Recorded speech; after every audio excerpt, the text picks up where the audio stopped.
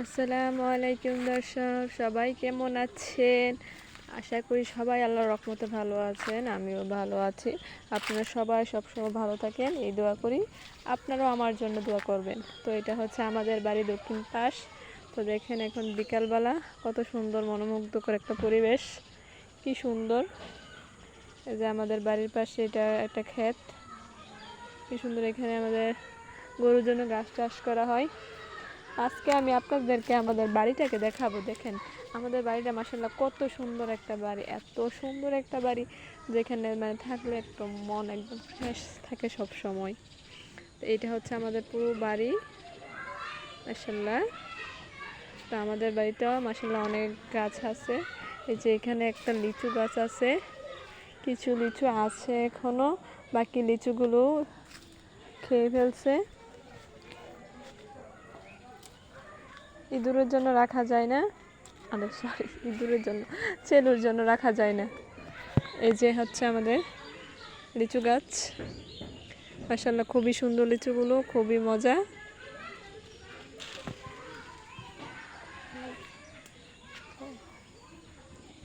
এই যে এখানে অনেক মাশাআল্লাহ একটা লেবু গাছ আছে, অনেকগুলো লেবু গাছ আছে মাশাআল্লাহ, অনেক সুন্দর সুন্দর লেবু ধরে আছে। এই যে দেখুন আমাদের লেবু গাছ, এটা এই যে লেবু গাছ মাশাআল্লাহ। এই যে এখানে একটা করমজা গাছ আছে, এই যে দেখেন মাশাআল্লাহ অনেকগুলো করমজা ধরেছে। করমজা খেতে কার কার পছন্দ একটু জানাবেন প্লিজ, তাকে আমি গিফট করব করমজাগুলো। আর এখানে আমাদের আরও একটা লেবু গাছ আছে, এগুলো আমার হাজব্যান্ডের হাতে লাগানো। এই যে দেখেন মাশাআল্লাহ কত সুন্দর লেবু, মাশাআল্লাহ মাশাআল্লাহ, সবাই মাশাআল্লাহ বলবেন। কারণ আমাদের বাড়িতে অনেক ফসল গাছ আছে ঠিকই, কিন্তু কোনো গাছই ভালোভাবে হয় না, ফল ধরে না।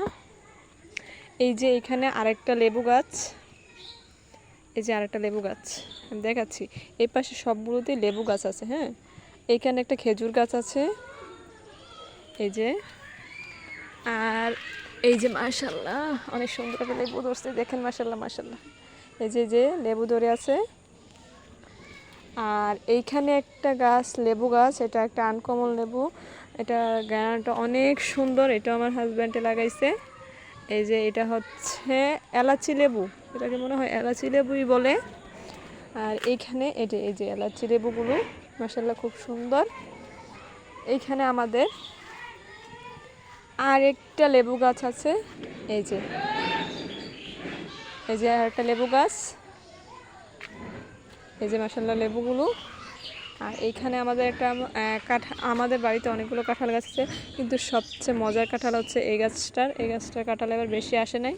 এই গাছের কাঁঠালগুলো আমার খুব পছন্দ, কিন্তু এবার আসে নাই বেশি, এটি খুবই দুঃখজনক একটা ব্যাপার। তো আরেকটু ঘুরে দেখাই।